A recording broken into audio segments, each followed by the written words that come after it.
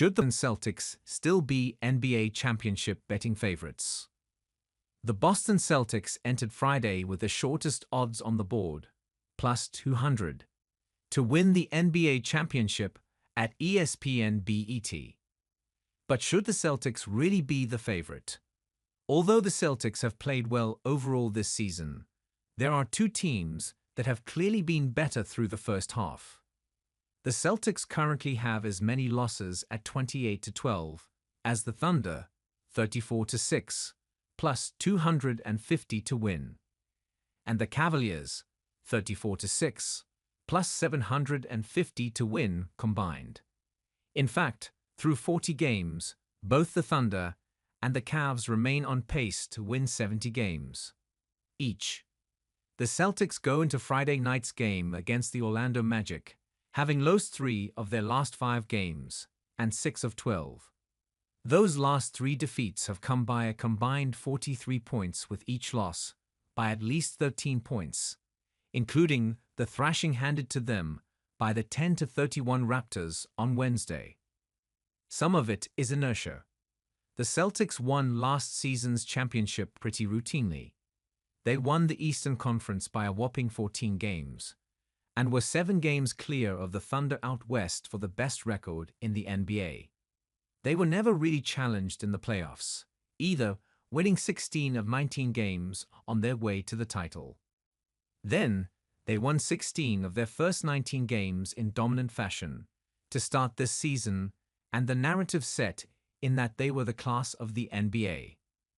For the last month and a half, as the sports world has worked its way through the end of the NFL season and the college football playoff, the mindset that the Celtics are still champs in waiting has persisted, largely under the radar.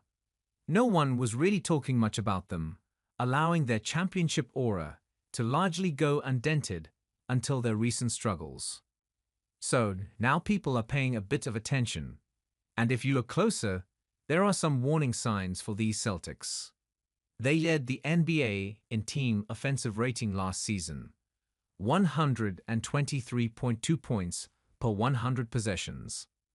They still have the third best offense in the NBA this season with 119.7 points per 100, but they are the only team in the NBA that shoots more from behind the arc, 49.33 PA, than inside the arc, 41.62 PA, each game.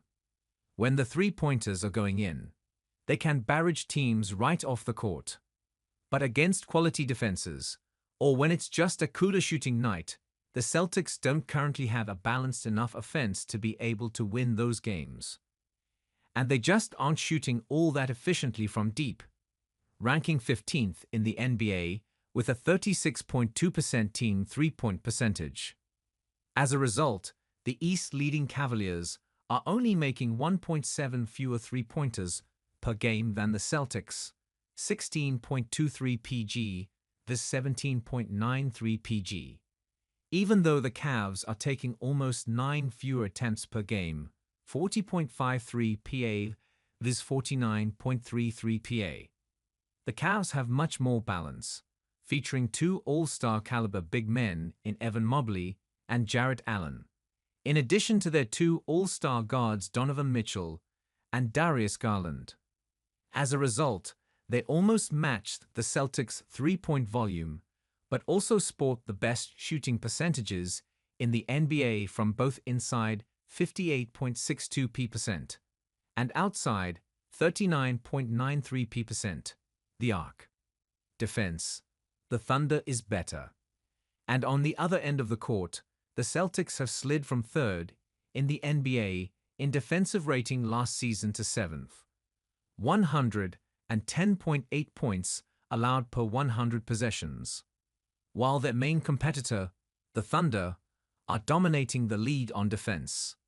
Their defensive rating of 103.6 points allowed per 100 possessions is almost 4 points better than the second-place Magic, and are a full 7 points better than the Celtics. The Thunder have maintained their dominant defense despite consistent injuries to either one or both of their star big men at the same time.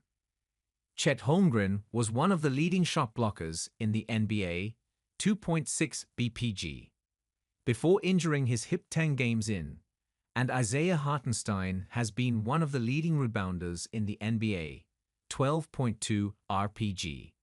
In the 24 games he has played between injuries.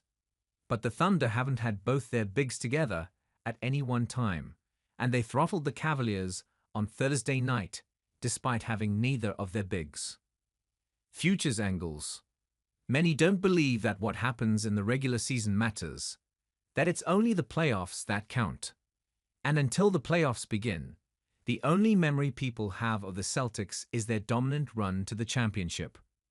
But the Cavaliers, plus 750, and the Thunder, plus 200, are both built to play with a style and effectiveness that has historically been better in the playoffs than what the Celtics have shown us this season with their reliance upon scoring threes. While the Celtics have earned their spot as one of the top 3 contenders for this season's championship, their current odds don't make them a good futures value compared to the other two. The Thunder are in the West, where there isn't another dominant team this season, so they have a clearer path to the championship than the Celtics. And because they share a conference with the Cavaliers,